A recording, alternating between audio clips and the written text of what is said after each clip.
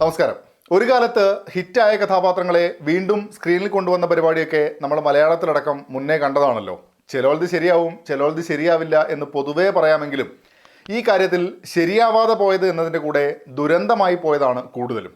അങ്ങനെ ഇരിക്കുമ്പോഴാണ് വിക്രത്തിലൂടെ ഒരു വൻ തിരിച്ചുവരവ് നടത്തിയ കമലഹാസൻ്റെ അടുത്ത പടം വരാൻ പോകുന്നു എന്നറിഞ്ഞത്. ശങ്കറിൻ്റെ ഇന്ത്യൻ 2. കൽക്കി മറന്നതല്ല, നായകവേഷത്തിലെന്നാണ് ഉദ്ദേശിച്ചത്. 1996 ശങ്കറിൻ്റെ തന്നെ സംവിധാനത്തിൽ വന്ന കമലഹാസൻ ഡബിൾ റോളിൽ അഭിനയിച്ച വൻ ഹിറ്റായിരുന്ന ഇന്ത്യൻ. ആ ടെംപ്ലേറ്റ് പിന്തുടർന്ന് പിന്നെയും ഒട്ടേറെ ഹിറ്റുകൾ വിവിധ ഭാഷകളിൽ ഉണ്ടായിട്ടുമുണ്ട്. ഈ ഒരു പശ്ചാത്തലത്തിൽ അതിൻ്റെ രണ്ടാം ഭാഗമെന്ന് പറയുമ്പോൾ, സേനാപതിയുടെ രണ്ടാം വരവ് എന്ന് പറയുമ്പോൾ അല്പം പ്രതീക്ഷിക്കുന്നതിൽ തെറ്റില്ല എന്ന് തോന്നുന്നു. ട്രെയിലർ ആ പ്രതീക്ഷകളെല്ലാം തകിടം മറിച്ചുവെങ്കിലും വിക്രത്തിന് ശേഷം കമലഹാസൻ്റെ പടമല്ലേ, സിനിമയിൽ എന്തെങ്കിലും ഉണ്ടാകും എന്നുള്ള ഒരു പ്രതീക്ഷയുണ്ടായിരുന്നു. അങ്ങനെ ഇന്ത്യൻ 2 കണ്ടു. പെരിയ താത്ത വന്നു. പടത്തിൽ എല്ലാം ഉണ്ട്. കോമഡി ഉണ്ട്, ആക്ഷൻ ഉണ്ട്, സെൻറ്റിമെൻറ്റ്സ് ഉണ്ട്, പ്രണയമുണ്ട്, സൗഹൃദമുണ്ട്, പാട്ടുണ്ട്, ആനുകാലിക പ്രശ്നങ്ങളെക്കുറിച്ച് പറയുന്നുണ്ട്, മെസ്സേജ് ഉണ്ട്. അങ്ങനെ ചികഞ്ഞു നോക്കിയാൽ എല്ലാമുണ്ട്. അതവിടെ ഉണ്ട് എന്നല്ലാതെ ഒരു ഘട്ടത്തിൽ പോലും ഒരു ഫീലും സമ്മാനിക്കാതെ മുഷിപ്പിൻ്റെ അങ്ങേയറ്റത്തേക്ക് കൊണ്ടുപോകുന്ന ഒരു വല്ലാത്ത കാഴ്ച. ആ കാഴ്ചയാണ് ഇന്ത്യൻ 2. ഈ പ്രായത്തിൽ സേനാപതി ഉണ്ടാകുമോ? അയാൾക്ക് ഇതൊക്കെ ചെയ്യാൻ പറ്റുമോ എന്നുള്ള ചോദ്യങ്ങളൊക്കെ ചിത്രത്തിൻ്റെ ട്രെയിലർ വന്നപ്പോൾ തന്നെ സോഷ്യൽ മീഡിയയിൽ സജീവമായിട്ടുണ്ടായിരുന്നു. അന്നത്തെ ആ കഥാപാത്രത്തെ പുതിയ കാല സാഹചര്യങ്ങളിലേക്ക് കൊണ്ടുവരുന്നു എന്ന രീതിയിൽ മാത്രമേ ഞാൻ ഈ ഒരു കാര്യത്തെ പരിഗണിക്കുന്നുള്ളൂ. അങ്ങനെ ഒരു സിനിമാറ്റിക് ലിബർട്ടി എടുക്കുന്നതിൽ കുഴപ്പമില്ല എന്ന് തന്നെയാണ് ഞാൻ കരുതുന്നത്. ഒരു കാലത്ത് അനീതിക്കെതിരെ പോരാടുന്ന നായകൻ എന്നത് ഒട്ടേറെ കയ്യടികൾ നേടുകയും വിജയം കൊയ്തതുമായ ഫോർമാറ്റ് തന്നെയാണ്. വിവിധ ഭാഷകൾ നമുക്ക് കാണാൻ പറ്റും. സിനിമയുടെ ഭാഷ തന്നെ മാറിയ ഈ കാലത്തിലേക്ക് പഴയ സേനാപതിയെ മാത്രമല്ല ശങ്കർ കൊണ്ടുവരുന്നത്, ഒരു ഓൾഡ് സ്കൂൾ സിനിമ കൂടെയാണ്. ഈ കാലം അത്രയും കൊണ്ട് പ്രേക്ഷകർക്കുണ്ടായ മാറ്റങ്ങളെ ഒരു രീതിയിലും പരിഗണിക്കാതെ പഴയ കഥ തന്നെ വീണ്ടും കൊണ്ടുവരാൻ ശങ്കർ എന്തിന് തീരുമാനിച്ചു എന്നത് കാര്യമായ ഒരു ചോദ്യം തന്നെയാണ്. 4 സുഹൃത്തുക്കൾ അവർ ചേർന്നൊരു യൂട്യൂബ് ചാനൽ നടത്തുന്നു, ബാർക്കിംഗ് ഡോഗ്സ്. സമൂഹത്തിൽ നടക്കുന്ന അന്യായങ്ങളെ ജനങ്ങൾക്ക് മുന്നിൽ എത്തിക്കുക, അത് കുറച്ചുകൂടി സർക്കാസ്റ്റിക്കായ രീതിയിൽ എത്തിക്കുക, അതിലുള്ള വിമർശനങ്ങളൊക്കെയാണ് ഇവരുടെ പരിപാടികൾ എന്ന് പറയുന്നത്. നല്ല രീതിയിൽ തന്നെ അത് മുന്നോട്ട് പോകുന്ന സമയത്താണ് അവർ ചെയ്യുന്ന പ്രോഗ്രാമുമായി ബന്ധപ്പെട്ട ചില വസ്തുതകൾ അവർ കൃത്യമായിട്ട് അറിയേണ്ടുന്ന ഒരു സാഹചര്യം ഉണ്ടാകുന്നത്. ഇതാണ് സിനിമയുടെ ഒരു പശ്ചാത്തലം എന്നുള്ളത്. തീർച്ചയായും സേനാപതിയാക ഇന്ത്യൻ വരും. സിദ്ധാർത്ഥ്, രഘുൽപ്രീത് സിംഗ്, S.J. സൂര്യ, ബോബി സിംഹ, വിവേക്, നെടുമുടി വേണു, മനോബാല, സമുദ്രകനി തുടങ്ങിയവരൊക്കെയാണ് ചിത്രത്തിൽ പ്രധാന വേഷങ്ങളിൽ എത്തിയിരിക്കുന്നത്. പ്രകടനം നോക്കിക്കഴിഞ്ഞാൽ സേനാപതിയുടെ 1-2 സീനുകൾ മാത്രമാണ് കൊള്ളാം എന്ന രീതിയിൽ അനുഭവപ്പെട്ടത്. കമലഹാസന്റെ പ്രകടനത്തിൽ മിക്ക സമയത്തും ലഭിച്ചിരുന്ന ഒരു എക്സൈറ്റിംഗ് ഫാക്ടർ എന്നത് ഇവിടെ മിക്കപ്പോഴും മിസ്സിംഗ് ആണ്. മേക്കപ്പും അത്ര മികച്ചതായി അനുഭവപ്പെട്ടില്ല. മേക്കപ്പിനകത്ത് കമലഹാസൻ എന്ന നടനെ തളച്ചിട്ട അവസ്ഥയാണെന്ന് പറയുന്നതാകും ഉചിതം. ചിത്ര അരവിന്ദൻ എന്ന കഥാപാത്രമായാണ് സിദ്ധാർത്ഥ് എത്തുന്നത്. തുടക്ക ഭാഗങ്ങളിലൊക്കെ അദ്ദേഹം നന്നായി തന്നെ ചെയ്തിട്ടുമുണ്ട്. പിന്നീട് ആ കഥാപാത്രത്തെ, അയാളുടെ ഇമോഷൻസിനെ വേണ്ട രീതിയിൽ തിരക്കഥ പരിഗണിക്കുന്നില്ല എന്നതുകൊണ്ട് തന്നെ പ്രകടനം കൊണ്ട് മാത്രം ആ കഥാപാത്രത്തെ ലിഫ്റ്റ് ചെയ്യാൻ പറ്റുന്നതുമില്ല. ചിത്ര അരവിന്ദൻ്റെ കൂടെയുള്ള 3 പേരായാലും പലപ്പോഴും ഒരു സിങ്ക് ഫീൽ ചെയ്തിരുന്നില്ല. വൈകാരിക നിമിഷങ്ങൾ എത്തുമ്പോഴും ഇമ്പാക്റ്റ് ഇല്ലാതെ പോകുന്ന അവസ്ഥയായിരുന്നു.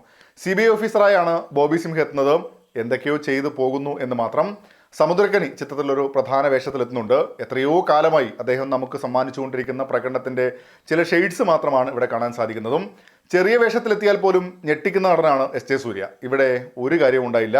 ഒരു താല്പര്യമില്ലാതെ ചെയ്തതാണോ എന്നതുപോലെയാണ് സ്ക്രീനിൽ കണ്ടപ്പോൾ എനിക്ക് അനുഭവപ്പെട്ടത്.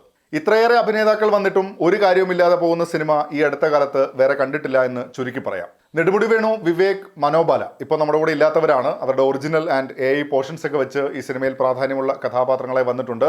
അത് സിനിമയിൽ നന്നായി തന്നെ വന്നിട്ടുള്ളതായിട്ടാണ് എനിക്ക് അനുഭവപ്പെട്ടത്. ടെക്നിക്കൽ സൈഡിൽ അനിരുദ്ധിൻ്റെ ഒരു പാട്ട് മാത്രമാണ് ഇമ്പാക്റ്റുള്ള ഒന്നായി അനുഭവപ്പെട്ടത്. പശ്ചാത്തല സംഗീതമൊന്നും എവിടെയും ഒരു പഞ്ച് ഫീൽ നൽകുന്നില്ല. സെറ്റ് വർക്കാണെങ്കിലും കുറച്ച് ഓവറാണല്ലോ എന്ന ഫീൽ മാത്രമാണ് സമ്മാനിക്കുന്നത്. VFX ആണെങ്കിലും മികച്ചതായി തോന്നിയിട്ടില്ല. ശങ്കർ സിനിമകളിൽ സാധാരണ അനുഭവപ്പെടാറുള്ള വിഷ്വൽ ഇമ്പാക്റ്റ് എന്നത് ഇവിടെ മിസ്സിംഗ് ആണ്. സേനാപതി സ്ക്രീനിൽ വരുന്നത് വരെയുള്ള കുറച്ച് മൊമെൻറ്റ്സ് ഉണ്ട്. അത്യാവശ്യം ഫാസ്റ്റായി തന്നെ പോകുന്നു. കഥയുടെ ഒരു പശ്ചാത്തലം ബിൽഡ് ചെയ്യാനും സാധിച്ചിട്ടുണ്ട്. ആ സെക്ഷൻസൊക്കെ അത്യാവശ്യം നീറ്റായി തന്നെ പോയിട്ടുണ്ടെന്നാണ് എനിക്ക് തോന്നിയതും. സേനാപതി വരുമ്പോഴേക്കും ഒന്ന് ഹൈ ആകുമെന്നാണ് കരുതിയതെങ്കിലും അനുഭവം നേരെ തിരിച്ചായിരുന്നു. മികവിലെത്താതെ പോയ പ്രകടനങ്ങളും സീരിയസ് ആയ സിറ്റുവേഷനുകളെ പോലും കോമഡിയാക്കി മാറ്റാൻ ശ്രമിച്ചതും മോശം സംഭാഷണങ്ങളും പിന്നെ ഇമോഷണലി ഒരു തരത്തിലും ഫീൽ ചെയ്യാതെ പോയ ഒട്ടേറെ മൊമെൻറ്റ്സും ആകെത്തുകയിൽ ഇതാണ് ഇന്ത്യൻ 2. മർമ്മങ്ങളുടെ വിദഗ്ധൻ, അതിൻ്റെ പ്രയോഗങ്ങളൊക്കെ കോമഡി ആയിട്ടാണ് ശങ്കർ അവതരിപ്പിച്ചിരിക്കുന്നതെന്ന് തോന്നി. ആ സീക്വൻസുകളൊക്കെ എങ്ങനെ ഇങ്ങനെയൊക്കെ എടുക്കാൻ തോന്നിയെന്ന് പ്രേക്ഷകനെ കൊണ്ടുകൂടെ ചോദിപ്പിക്കുന്ന ടൈപ്പാണ്. പിന്നെ രണ്ടാം പകുതിയിൽ വരുന്ന ഇലക്ട്രിക് യൂണിസൈക്കിൾ പരിപാടി സമയം കൂട്ടാൻ മനഃപൂർവ്വം ശങ്കർ ചെയ്ത പരിപാടിയായിരിക്കാം, അല്ലെങ്കിൽ എന്തായാലും എടുത്തതല്ലേ കളയണ്ട എന്ന് കരുതി അങ്ങ് വച്ചതാകാം. പരീക്ഷിക്കുന്നത് പ്രേക്ഷകന്റെ ക്ഷമയാണെന്ന് മാത്രം. അവസാനം വരുന്നൊരു ആക്ഷൻ സീക്വൻസ് ഉണ്ട്. വില്ലന്മാർ എത്ര ഉണ്ടെങ്കിലും നായകന്റെ അടി വരുന്നത് വരെ അവരിങ്ങനെ കാത്തു നിൽക്കുമെന്നും അടി മേടിച്ച് വീഴുമെന്നും നമുക്കറിയാവുന്ന സംഗതിയാണ്. പിന്നെ അവരിങ്ങനെ അടിച്ചുകൊണ്ടേയിരിക്കുന്നതിനിടയിലാണ് നായകന്റെ അടി കൊടുക്കുക എന്ന തോന്നിപ്പിക്കലാണ് അതിന്റെ രസം എന്ന് പറയുന്നത്. ഇവിടെ അങ്ങനെ തോന്നിപ്പിക്കാനൊന്നും നിന്നിട്ടില്ല. സേനാപതി വന്ന് ഇടിക്കുന്നത് വരെ പ്രതിമ പോലെ നിൽക്കും. അടി കിട്ടി കഴിയുമ്പോൾ ഭീകര എക്സ്പ്രഷൻസ് ഇട്ടങ്ങ് വീഴും. ഇതൊക്കെ ഒന്ന് ശ്രദ്ധിക്കേണ്ട ശങ്കർഭായി എന്ന് നമുക്ക് പറയാൻ ആഗ്രഹമുണ്ടെങ്കിലും കാര്യമില്ലല്ലോ. പിന്നെ മേക്കപ്പ്. സേനാപതിയുടെ ലക്ഷ്യം നിറവേറ്റാൻ പലയിടങ്ങളിൽ പല വേഷങ്ങളിൽ പോകണമല്ലോ. ഇത്രയേറെ വേഷങ്ങൾ പകർന്നാടിയ കമൽഹാസന്റെ മുഖത്ത് വീണ്ടും പരീക്ഷണങ്ങൾ നടത്തുമ്പോൾ ഒന്നും മെനക്കൊക്കെ വേണ്ടേ ചേട്ടാ എന്നുകൂടെ ചോദിക്കാൻ തോന്നും. ഒട്ടും കൺവിൻസിംഗ് അല്ലാതെ വെറും കോമാളി വേഷം കെട്ടൽ മാത്രമായാണ് അനുഭവപ്പെട്ടത്. പിന്നെ ഓരോ മിഷനും ഓരോ സ്ഥലങ്ങൾ തിരഞ്ഞെടുക്കുന്നതും ശങ്കറിന്റെ സിനിമ ആയതുകൊണ്ട് ഒരു ഗ്രാൻഡ് ഫീൽ കൊടുക്കാൻ ശ്രമിക്കുന്നുണ്ട് എന്നല്ലാതെ എവിടെയും എത്താതെ പോയ ശ്രമം എന്നുകൂടെ ചേർത്ത് പറയേണ്ടി വരും. ഇതിൽ ആൻറ്റി ഗ്രാവിറ്റി പരിപാടിയൊക്കെ വളരെ ശോകമായിട്ടാണ് തോന്നിയത്. സിനിമയിൽ ഇടയ്ക്ക് പറയുന്ന ഡയലോഗ്സ് നമുക്ക് വീണ്ടും ഉപയോഗിക്കാം എന്നുള്ളത് മറ്റൊരു കാര്യം. ഹാഷ്ടാഗ് കംബാക്ക് ഇന്ത്യൻ എന്നത് മാറ്റി ഹാഷ്ടാഗ് കംബാക്ക് ശങ്കർ എന്ന് പ്രേക്ഷകനെ കൊണ്ട് പറയിപ്പിക്കുന്ന അനുഭവം. ഒരു ഘട്ടത്തിൽ സേനാപതി തന്നെ പറയുന്നുണ്ട് ഓടാനും പറ്റില്ല ഒളിക്കാനും പറ്റില്ല എന്നുള്ളത്. തിയേറ്ററിൽ കയറിയ പ്രേക്ഷകന്റെ അവസ്ഥ അത്രത്തോളം മനസ്സിലാക്കിയിട്ടും ഇത്രയും ക്രൂരമായ ഡയലോഗ് എങ്ങനെ പറയാൻ തോന്നുന്നു?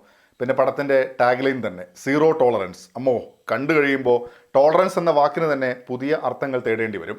കാലം മാറി, സിനിമ മാറി, പ്രേക്ഷകർ മാറി. ടെക്നിക്കൽ ഇൻപുട്ടിനപ്പുറം അനിവാര്യമായി വേണ്ടത് തിരക്കഥയുടെ കെട്ടുറപ്പ് തന്നെയാണ്. ആ അപ്ഡേറ്റ് ഇല്ലാതെ പോയിടത്ത് മനസ്സിലൊരു സ്ഥാനമുണ്ടായിരുന്നു സേനാപതിക്ക്. വേണ്ട, എനിക്ക് കാണണ്ട എന്ന് പറഞ്ഞ് രണ്ടാം ഭാഗത്തെക്കുറിച്ച് പ്രേക്ഷകനെ കൊണ്ട് പറയിപ്പിച്ച ശങ്കർ സിനിമ. ഇനി പറയാൻ പോകുന്നതിൽ കഥയുടെ ചില ഭാഗങ്ങൾ പരാമർശിക്കുന്നുണ്ട്. സിനിമ കാണാത്തവരുണ്ട് എങ്കിൽ സ്പോയിലർ വാർണിംഗ് ആയിട്ട് കണക്കാക്കണമെന്നൂടെ പറയുകയാണ്. സേനാപതിയുടെ വരവ്, അതിൽ മൊത്തത്തിലുണ്ടാകുന്ന മാറ്റങ്ങൾ എന്നത് കഥാപരമായി അത്യാവശ്യം കൊള്ളാവുന്ന ഒരു സംഗതിയായിട്ടാണ് എനിക്ക് തോന്നിയത്. പിന്നീട് സേനാപതിക്ക് തിരിച്ചടികൾ ഉണ്ടാകുമ്പോൾ അതിനെ എങ്ങനെയാണ് ശങ്കർ ട്രീറ്റ് ചെയ്യാൻ പോകുന്നത് എന്നതിലൊക്കെ ആലോചിച്ചാൽ ഒരു എക്സൈറ്റ്മെന്റ് ഉണ്ട് എന്ന് തന്നെ പറയാം.